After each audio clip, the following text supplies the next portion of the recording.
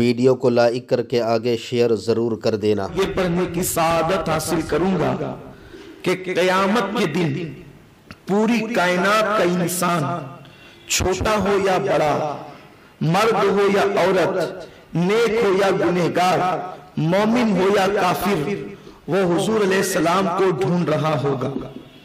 इस वक्त दुनिया के अंदर 250 करोड़ मुसलमान हैं।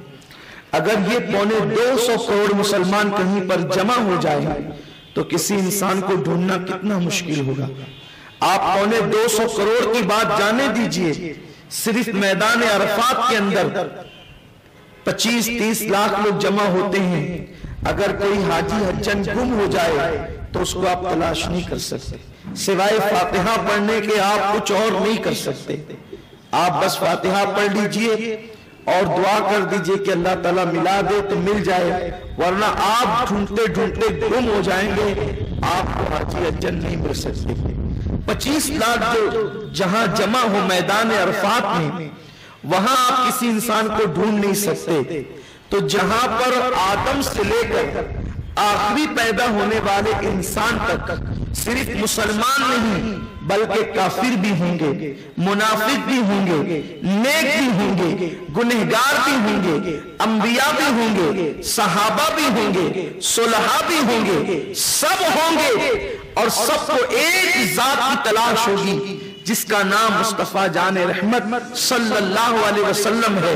हत्ता कि सैयदना इब्राहिम खलीलुल्लाह को भी हमारे हुजूर की तलाश होगी, ताकि हुजूर सैयद आलम सल्लल्लाहु अलैहि वसल्लम के जरिए जनाब इब्राहिम अलैहिस्सलाम जो है वो अपने लिए अमान तसव्वुर करेंगे। इसलिए कि इमाम फरमाते हैं वो जहन्नम में गया जो उनसे मुस्तगनी हुआ है खलीलुल्लाह को हाजत रसूलुल्लाह की, तो खलीलुल्लाह को भी हमारे नबी की हाजत होगी। लेकिन अब सुन्नियों दिल के कानों से सुनो, इससे आसान नुस्खा आपको क़यामत के लिए कोई और बता भी नहीं सकता। फतावा रज़विया शरीफ में सैयदी आला हजरत लिखते हैं कि पूरी कायनात मुस्तफा प्यारे को ढूंढ रही होगी और मुस्तफा जाने रहमत कुछ लोगों को ढूंढ रहे होंगे, सब उन्हें ढूंढ रहे हैं और मुस्तफा जाने रहमत कुछ लोगों को ढूंढ रहे हैं। किन्हें हुजूर ढूंढेंगे, आका करीम किन्हें तलाश करेंगे? जिन्होंने सैयदों से हुजूर की आल से मोहब्बत करके उनके लिए कुछ भी किया होगा, आका उनको ढूंढ रहे होंगे, उन्हें तलाश कर रहे होंगे कि जिसने दुनिया में मेरी आल से मोहब्बत का इजहार किया है वो कहाँ है। और आका ढूंढ कर कहेंगे इधर आ, सब मुझे ढूंढ रहे हैं, मैं तुझे ढूंढ रहा हूं, आज तुझे क्या चाहिए मुझ मोहम्मद से ले, क्योंकि तूने दुनिया में मेरी औलाद को कुछ दिया था। हुजूर से ढूंढ रहे, न यहाँ नेकी की कैद है न गुनाह की कैद है, कोई कैद नहीं, हुजूर ढूंढ रहे सिर्फ इसलिए कि उसने हुजूर की आल के लिए कुछ किया था। आप गौर फरमाएं, आल से मुराद क़यामत तक की आल है। तो अगर आपने किसी सैयदजादे को पानी भी पिलाया होगा, हुजूर ढूंढ कर अजर देंगे। मांग क्या मांगता है? तो जो इमाम जाफर सादिक की न्यास करते होंगे, जो इमाम जाफर सादिक की न्यास करते, न्यास क्यों है? वो तो सैयदों का सैयद है, वो तो सैयदों का बाप है, अहले बैत के छठे इमाम है। बात न्यास की नहीं है, बात मोहब्बत के इजहार की है, बात मोहब्बत के इजहार की है। और दुनिया में अल्लाह उन लोगों को तौफीक देता है जिनके लिए जन्नत मुकद्दर करता है। नमाज की तौफीक उनको मिली जिनके लिए जन्नत, यानी सच्ची नमाज, वो नहीं अल्लदीन हुम युराऊन वाली नमाज नहीं, वो नमाज क़द अफ़लहल मुमिनून अल्लदीन हुम फ़ी सलातिहिम ख़ाशिऊन वाली नमाज। और जिन लोगों के मुकद्दर में जन्नती नहीं, फिर उन्हें अबू लहब बनाया जाता है, उन्हें अबू जहल बनाया जाता है, उन्हें उतबा और शैबा बनाया जाता है। दुनिया में पता चलता है कि किसके कदम किस रास्ते पर है। तो अब जिन्हें हुजूर ढूंढेंगे और ढूंढ कर सिला देंगे, तो अल्लाह तबारक व तआला ने सादात और नबी की अहले बैत के साथ एहसान करने की तौफीक उसी को दी जिसके मुकद्दर में जन्नत लिखी। बात इमाम जाफर सादिक की न्यास की नहीं है। और ये 22 पूरियों की अल्लाह अकबर हैसियत क्या है इमाम जाफर सादिक के मर्तबे के सामने। जब इमाम जाफर सादिक की न्यास का मौका आता है तो लोगों के कलम उठते हैं, लोगों की तकरीरें होती है, कूंडा कूंडा कूंडा, सारे गुंडे कूंडे के पीछे पड़ जाते हैं। हैरत की बात, दीन के अंदर गुंडागर्दी करने वाले कूंडे के पीछे, उनको पता नहीं है कि ये कूंडा असल नहीं है, असल इजहार मोहब्बत है। आपने किसी को पानी दिया, पानी पिलाना असल नहीं है, इजहार मोहब्बत है। आप किसी के लिए खड़े हुए, खड़े होना असल नहीं है, इजहार मोहब्बत है।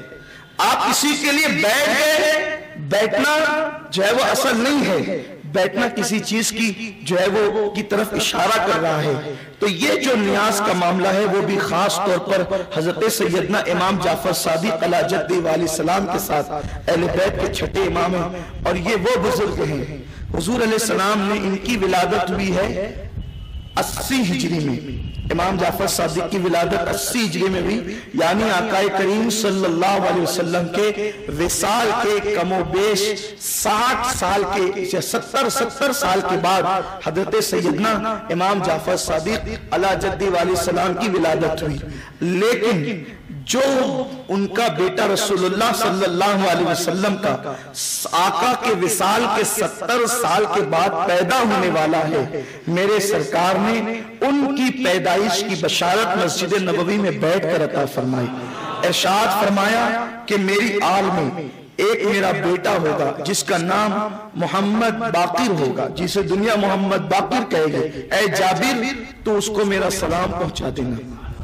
और उसका बेटा जो मोहम्मद जाफर होगा सादिक, जिसे दुनिया कहेगी, वो इल्म की उस मंजिल पर पहुंचेगा, अल्लाह तबारक व तआला उसे अहले बैत के उलूम में वाफर हिस्सा अता फरमाएगा।